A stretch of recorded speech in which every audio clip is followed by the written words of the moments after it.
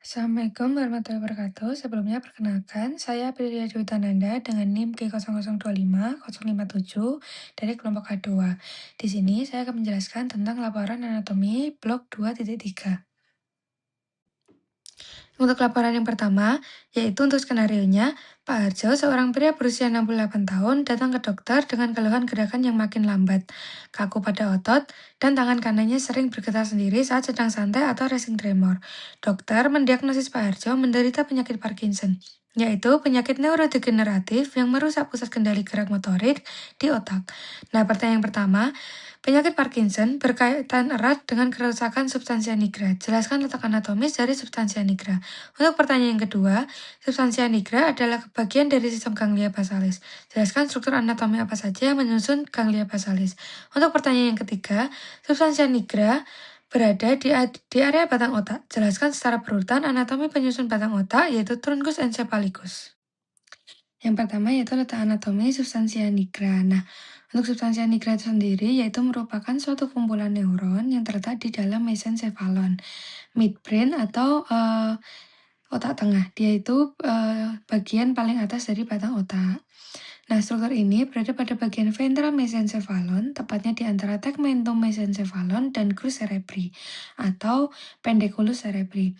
Untuk substansia nigra memiliki warna lebih gelap dibandingkan jaringan otak di sekitarnya karena mengandung pigmen neuromelanin yang terdapat pada neuron-neuron dopaminergik. Oleh karena itu, struktur ini diberi nama substansia nigra yang berarti substansi hitam. Untuk secara anatomi, substansia nigra dibagi menjadi dua bagian utama, yaitu yang pertama pars compacta dan yang kedua pars reticulata. Untuk pars compacta mengandung banyak neuron yang menghasilkan neurotransmitter dopamin. Sedangkan untuk pars reticulata berfungsi sebagai jalur keluarnya dari ganglia basalis. Nah, untuk pada penyakit Parkinson sendiri, itu terjadi degenerasi atau kematian neuron dopaminergik pada pars compacta, sehingga kadar dopamin di otak menurun. Penurunan dopamin ini mengganggu sistem pengendalian gerakan sehingga muncul gejala khas seperti tremor saat istirahat, kekakuan otot, serta gerakan yang menjadi lambat. Untuk selanjutnya yaitu struktur penyusun ganglia basalis. Nah, ganglia basalis ini merupakan sekelompok nukleus atau kumpulan badan sel saraf yang terletak jauh di dalam hemisfer cerebri dan berfungsi dalam pengaturan gerakan, koordinasi motorik, pembelajaran gerak, serta pengendalian postur tubuh. Nah, untuk sistem ini bekerja dengan menerima, mengolah, dan mengirimkan informasi yang berkaitan dengan aktivitas motorik, sehingga gerakan tubuh dapat berlangsung secara halus dan terkoordinasi. Terus struktur utama yang menyusun ganglia basalis meliputi nukleus caudatus atau caudatu nukleus, putamen, dan globus pallidus. Nah, untuk nukleus caudatus bersama putamen membentuk suatu struktur yang disebut striatum, yang merupakan pusat penerima impulse utama dalam sistem ganglia basalis. Selain itu, terdapat globus pallidus yang terbagi menjadi globus pallidus internus atau GPI dan globus pallidus externus atau GPE yang berperan dalam mengatur keluarnya sinyal motorik. Untuk ganglia basalis juga mencakup nukleus subthalamicus atau subthalamic nucleus yang terletak di encephalon serta substansia nigra yang berada di mesencephalon. Keseluruhan struktur tersebut saling berhubungan membentuk rangkaian saraf yang mengontrol dan mengkoordinasikan gerakan tubuh secara normal. Selanjutnya yaitu urutan anatomi batang otak. Nah, batang otak atau truncus encephalitis merupakan sistem saraf pusat yang menghubungkan otak besar dengan medula spinalis.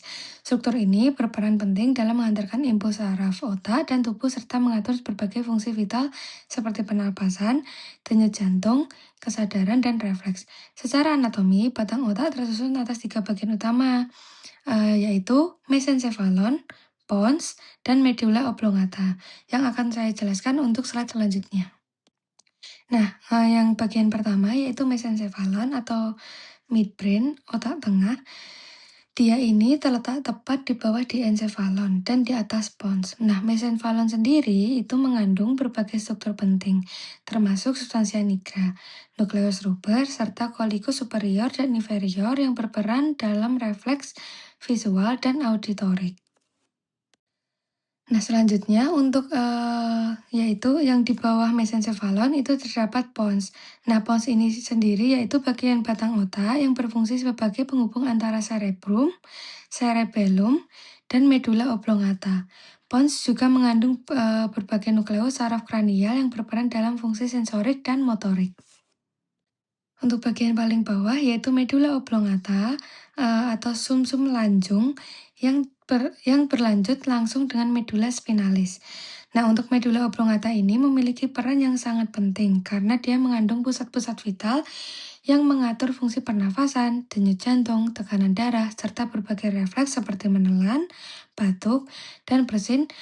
Terus urutan anatomi batang otak dari superior ke inferior yaitu tadi yang pertama mesencephalon, pons, medula oblongata, lalu yang terakhir sebenarnya medula spinalis. Kerusakan pada salah satu bagian batang otak dapat menyebabkan gangguan neurologis yang serius karena banyak berfungsi penting di tubuh karena yang di tubuh itu dikendalikan oleh struktur ini.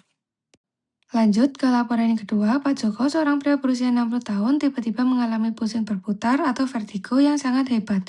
Penglihatan ganda, diplopia, dan kesulitan menelan saat sedang makan siang. Ia juga merasakan separuh badan kirinya mendadak lemas. Keluarganya segera membawanya ke IGD. Setelah dilakukan pemeriksaan CT scan kepala, dokter mendiagnosis Pak Joko mengalami stroke batang otak akibat adanya penyumbatan pada pembuluh darah. Untuk pertanyaan pertama, jelaskan sistem vaskularisasi circulus arteriosus Willisi. Yang kedua, jelaskan anatomi 3 bagian utama penyusun struktur anatomi batang otak, yaitu mesencephalon, pons, dan medula oblongata. Terus yang pertanyaan ketiga, gejala pada bagian wajah dan mata Pak Joko terjadi karena gangguan pada saraf kranial. Batang otak adalah tempat beradanya sebagian besar nukleus saraf kranial. Jelaskan nervus kranialis apa saja. Sebutkan nomor, nama, dan fungsi yang nukleusnya tempat keluarnya terletak di bagian pons. Yang pertama yaitu sistem vaskularisasi circulus arteriosus Willisi.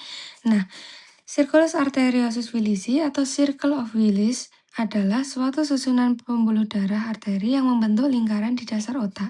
Struktur ini berfungsi sebagai jalur komunikasi antara sistem arteri karotis interna dan sistem vertebrobasilar, sehingga dapat menjaga suplai darah ke otak tetap stabil.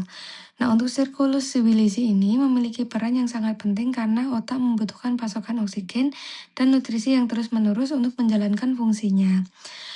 Secara anatomi, circulus Willisi tersusun atas arteri cerebri anterior kanan dan kiri, arteri communicans anterior, arteri carotis interna kanan dan kiri, arteri communicans posterior kanan dan kiri, serta arteri cerebri posterior kanan dan kiri.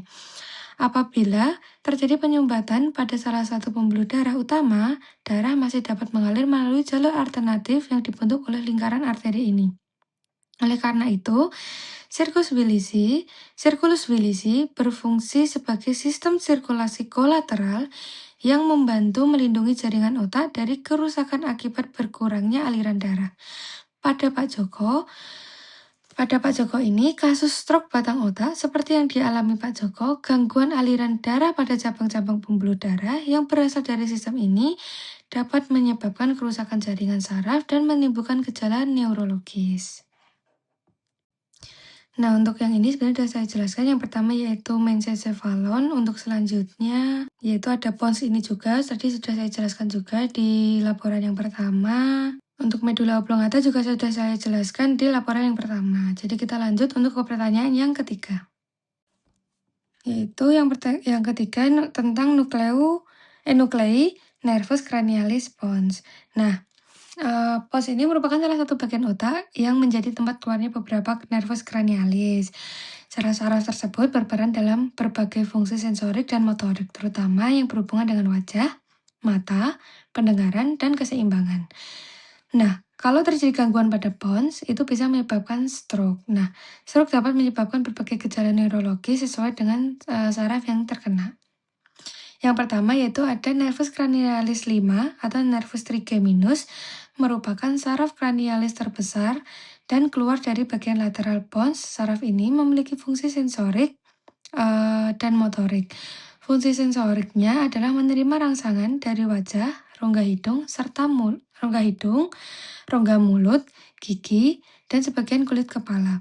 Fungsi motoriknya adalah mengendalikan otot-otot pengunyahan. Nah, untuk kerusakan nervus trigeminus dapat menyebabkan gangguan sensasi pada wajah dan kesulitan mengunyah. Terus untuk selanjutnya ada nervus cranialis 6 atau nervus abducens. Keluar pada batas antara pons dan medula oblongata. Saraf ini berfungsi menginervasi otot rectus lateralis mata yang bertanggung jawab menggerakkan bola mata ke arah lateral. Gangguan pada nervus abducens dapat menyebabkan mata sulit bergerak ke samping dan menimbulkan gejala diplopia atau penglihatan ganda, seperti yang dialami Pak Joko. Nah, untuk nervus cranialis selanjutnya ada nervus cranialis 7, yaitu nervus facialis. Nervus facialis ini juga keluar pada perbatasan pons dan medula oblongata. Saraf ini berfungsi mengendalikan otot ekspresi wajah, membawa sensasi pengecapan dari 2/3 bagian depan lidah, serta mengatur sekresi kelenjar air mata dan kelenjar ludah tertentu. Kerusakan nervus facialis dapat menyebabkan kelemahan atau kelumpuhan otot wajah pada salah satu sisi. Selanjutnya ada nervus cranialis 8 atau nervus vestibulocochlearis. Keluarnya yaitu berdekatan dengan nervus facialis. Saraf ini terdiri dari 2 komponen, yaitu bagian vestibular yang berfungsi menjaga keseimbangan tubuh dan bagian koklear yang berfungsi untuk pendengaran. Gangguan pada nervus vestibulocochlearis dapat menyebabkan vertigo, gangguan keseimbangan, tinnitus, sehingga penurunan kemampuan mendengar. Nah, demikian nervus cranialis yang berhubungan erat dengan pons yaitu nervus trigeminus atau nervus 5, nervus 6 atau nervus abducens, nervus 7 atau nervus facialis, dan nervus 8 atau nervus vestibulocochlearis. Kerusakan pada area pons akibat stroke dapat mengganggu fungsi saraf-saraf tersebut sehingga muncul gejala seperti vertigo, diplopia, gangguan keseimbangan, serta kelemahan otot wajah yang sering ditemukan pada pasien stroke batang otak. Sekian penjelasan dari saya. Bila ada salah kata maupun perbuatan, mohon dimaafkan. Assalamualaikum warahmatullahi wabarakatuh.